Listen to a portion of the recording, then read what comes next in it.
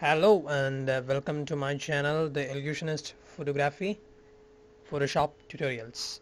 So it's been a long time since I posted a tutorial, so let's get on with this one. This is my first advanced tutorial, the dough. So this is the basic image, the background which we are going to use for this, and here I have an image of the dough. So as usual we will press Ctrl here to copy and add a new layer, press Ctrl V for paste. Press on Ctrl T to resize the image and Ctrl 0 to fit the screen, and resize the image by pressing Shift.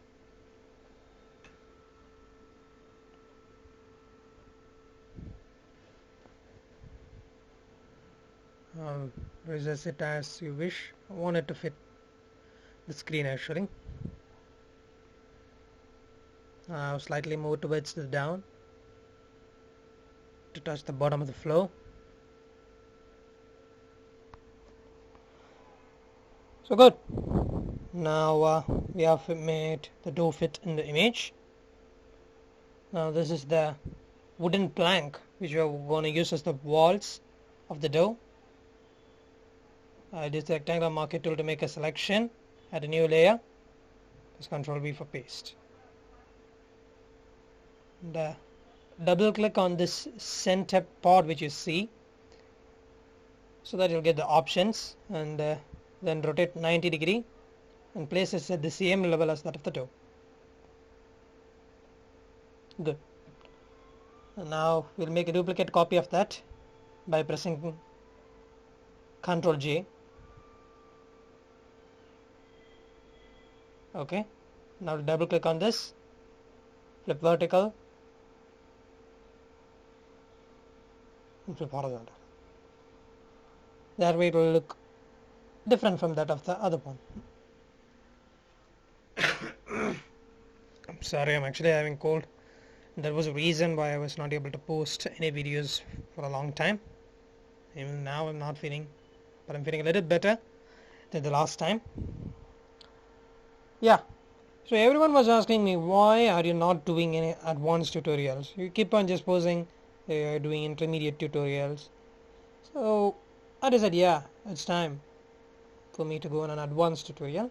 So advanced tutorials are basically, we don't have any strong background materials or any strong information resource, that is image resource. We'll just have various bits of image which we have to join on our own to bring out the final product.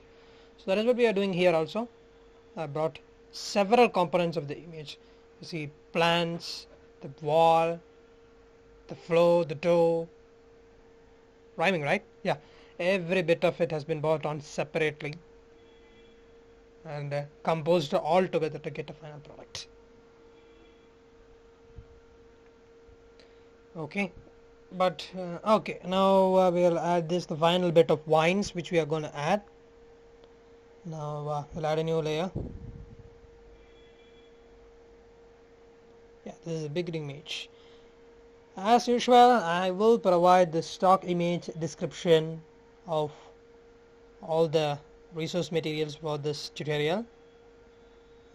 I'll provide this in my blogger description which you see below.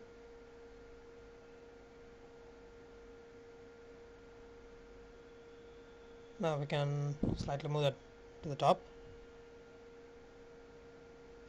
Okay.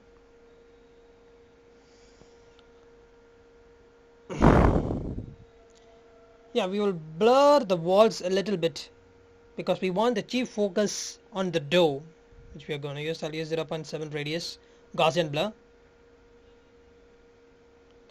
because we will place an woman over there in front of the dough, so we want all of the focus on that. Okay, so now we are getting on. This is the model which we are going to use. I already cut it out. You can use the selection tool or you can cut it out with a pen, any way you wish.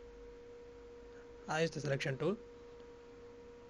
So Control C for copy and Control V for paste. Paste on a new layer and resize it to fit the screen. Now, just resizing though.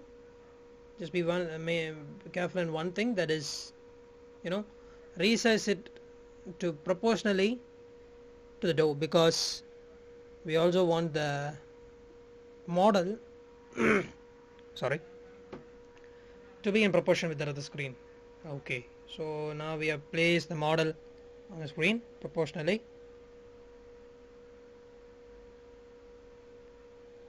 Okay, so click on Control or Command on your keyboard and select on the icon to make a selection of the model.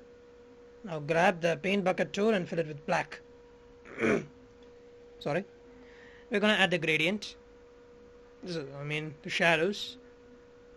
Okay, slightly push it towards the right and towards the bottom, because we will be adding lamps on that side of the image, actually in front of the image, so we want the shadow and corresponding with that of the light.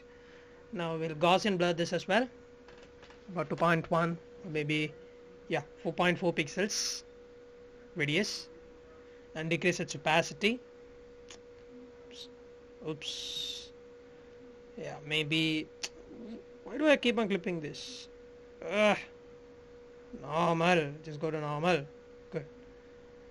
Yeah, 40 percentage. We will now set that temporarily to 20 percentage, or maybe 30 percentage. Yeah, good. 30 percentage is fine. Okay.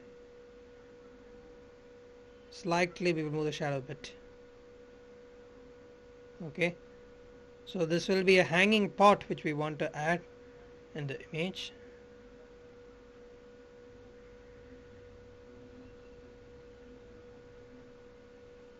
Cat? Oh gosh, I had already made a selection of a cat for a trial. Okay, anyway, we'll be adding that cat as well.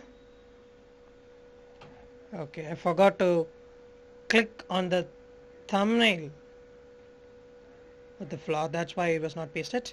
So we'll add it somewhere around there, maybe closer to the woman's face. Good, but the flowers look too much bright.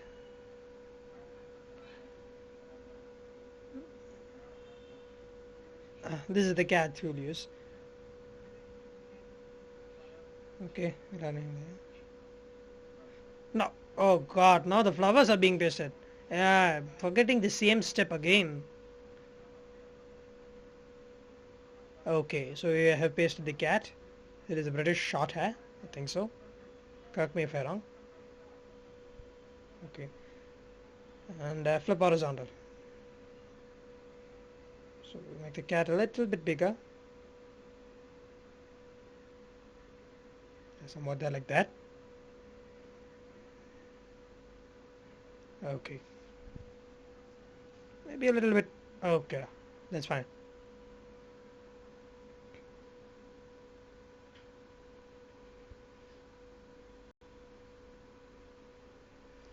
We're going to filter, blur, Gaussian blur.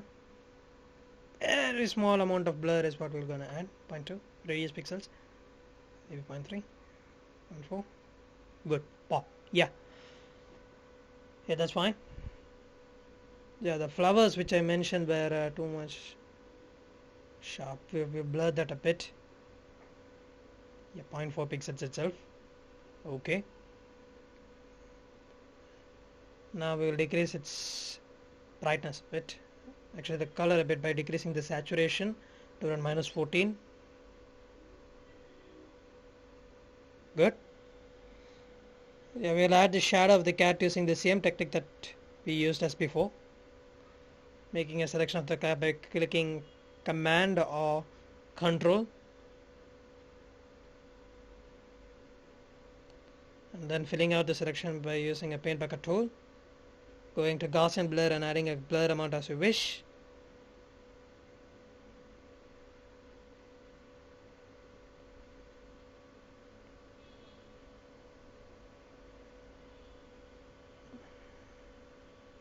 Okay, and we will move the shadow a little bit more towards the left and bottom. Okay. Yeah, now we will get on with the lamppost. We'll add a new layer.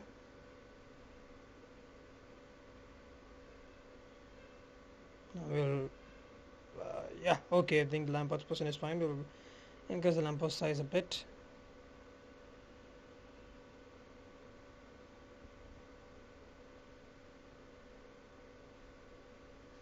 Or should I resize this? I think, yeah, the size of the lamppost should increase a bit. What on earth am I doing? Clicking on somewhere else or resizing everything else unnecessarily. Okay, I'll duplicate the lamppost by pressing on Ctrl J. But now I'll add another lamppost. Okay, now we will crop off the excess area. Just a little bit around the lamppost is necessary. We don't want too much area because we want the center focus on the door and its surrounding area itself. So we'll decrease the right hand anchor a bit. Okay, so this is the final image which we are going to manipulate. Still there are small things remaining, but we'll decrease the brightness of the image. We want it slightly towards the darker side, so we are going to use a gradient map.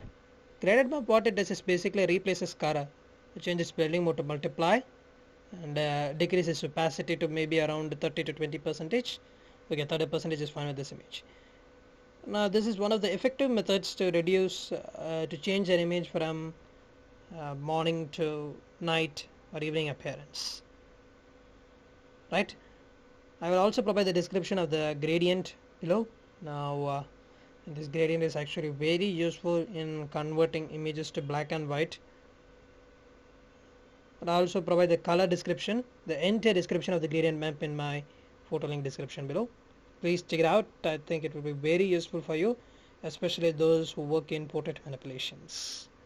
Provide a nice effect, trust me.